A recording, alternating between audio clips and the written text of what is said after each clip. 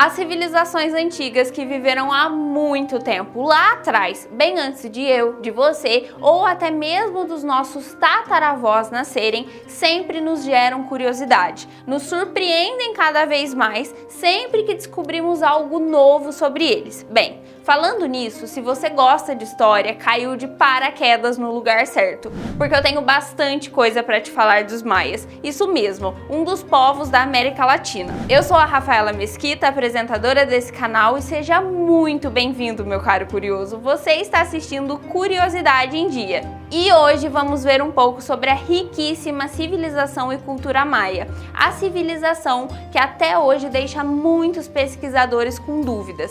Existem muitos segredos não desvendados deles. Se acomode na cadeira e vem comigo.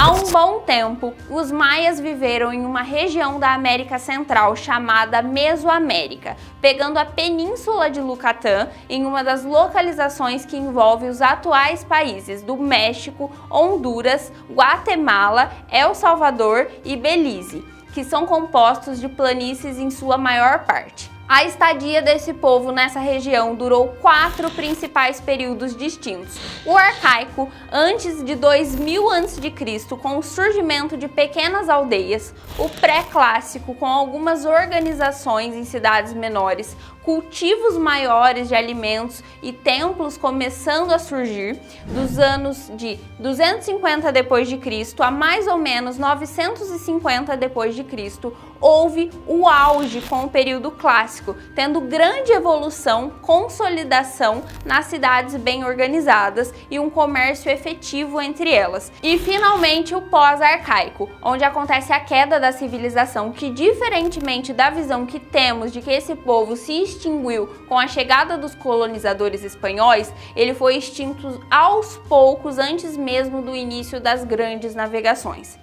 Ao contrário do que muitos pensam, a civilização maia foi uma das mais desenvolvidas em relação ao conhecimento sobre vários assuntos, tanto na área da matemática e astronomia, quanto nas artes e agricultura. E esse destaque permitiu avanços na arquitetura com construções surreais, das chamadas pirâmides escalonadas, que são pirâmides de pedras esculpidas em forma de degraus. A construção de observatórios em locais precisos, além também de ter permitido o desenvolvimento de técnicas de plantio e irrigação muito eficientes.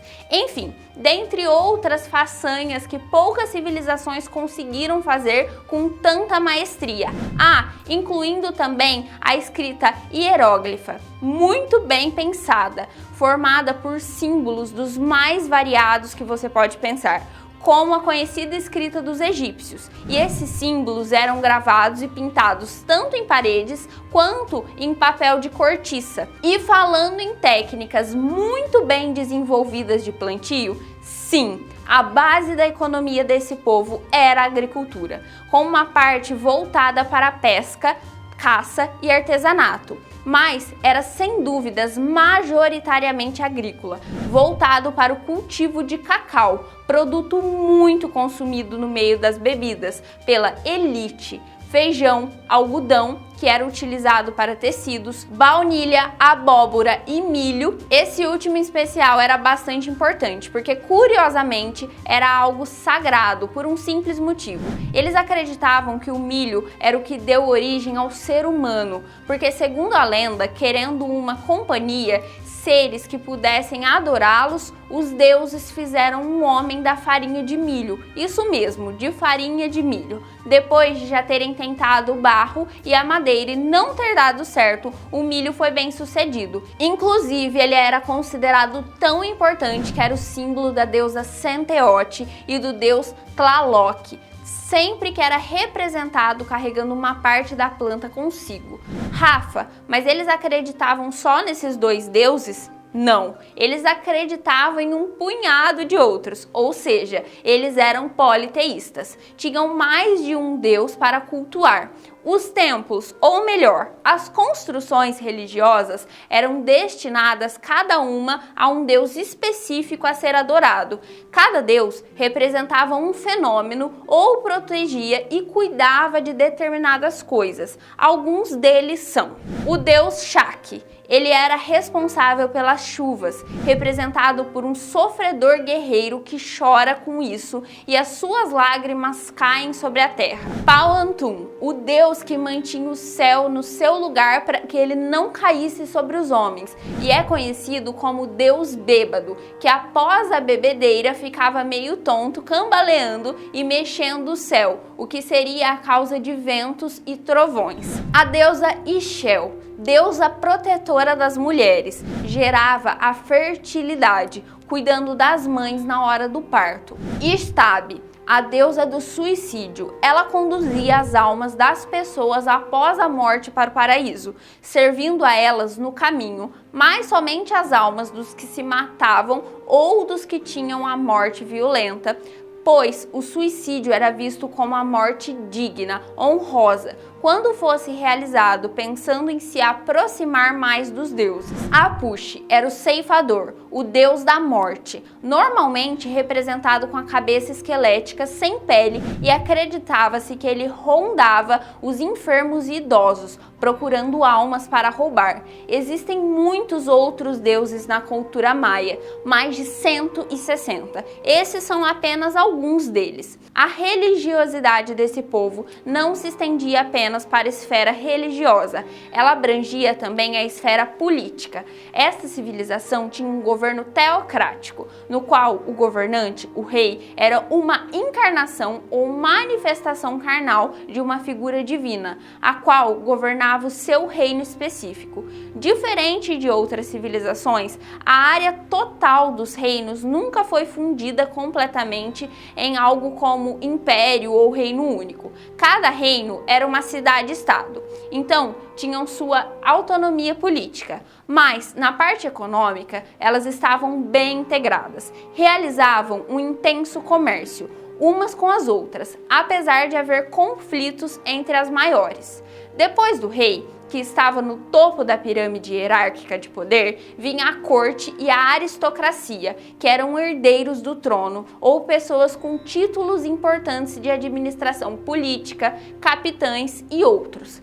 Abaixo desses estavam os sacerdotes, que eram pessoas que realizavam os cultos e rituais religiosos, muitas vezes sacrifícios humanos, que, por incrível que pareça, eram muito comuns na sociedade. Normalmente, esses sacrifícios eram com escravos inimigos de guerra ou mulheres virgens. No penúltimo degrau da pirâmide estavam os plebeus, agricultores, artesãos, pobres e ricos, e que tinham a possibilidade de subir de nível na pirâmide. Então, a sociedade não era considerada estamental, onde você nasce em um nível e morre no mesmo nível, deixando descendentes sem nenhuma possibilidade de ascensão. Isso é o que não acontecia lá. E por fim, finalmente, a base. Estavam os escravos, que em sua maioria eram presos de guerra, basicamente inimigos que foram capturados durante um conflito de cidades. Decadência dos maias. Você lembra que lá no começo eu falei sobre a extinção desse povo, que eles entraram em decadência antes mesmo da chegada dos espanhóis aqui na América e tudo mais? Então, essa queda dos maias, que aconteceu mais ou menos ali depois do ápice no período pós-clássico, é bastante discutida entre os historiadores. Muitos não conseguem entrar em um consenso definitivo do porquê essa decadência aconteceu. Há apenas hipóteses sobre. Uma das hipóteses bastante aceita é que os maias tenham sido acometidos por períodos de extrema fome. Fome essa vinda pelo crescimento da população e pela queda drástica na produção de alimentos e outros produtos que eram utilizados para o comércio. Quem sabe, talvez, devido a alguma mudança ou catástrofe climática envolvendo fenômenos naturais, devastando as plantações, ou também Acredita-se que essa fome tenha sido causada pelo esgotamento dos solos. Em outras palavras, os nutrientes dos solos foram perdidos, seja por causas naturais ou por mau cuidado com ele. Até porque, caso você não saiba, a técnica que eles utilizavam era a agricultura itinerante, que consistia em derrubar toda a vegetação de uma área e depois queimar o que sobrar, como raízes, restos das plantas. Resumindo, eles usavam um método que prejudica muito o solo, apesar de ser mais fácil e mais rápido para limpar grandes extensões. E esse solo passou a não gerar mais alimentos. Outra teoria bem aceita é a crise política e social das cidades.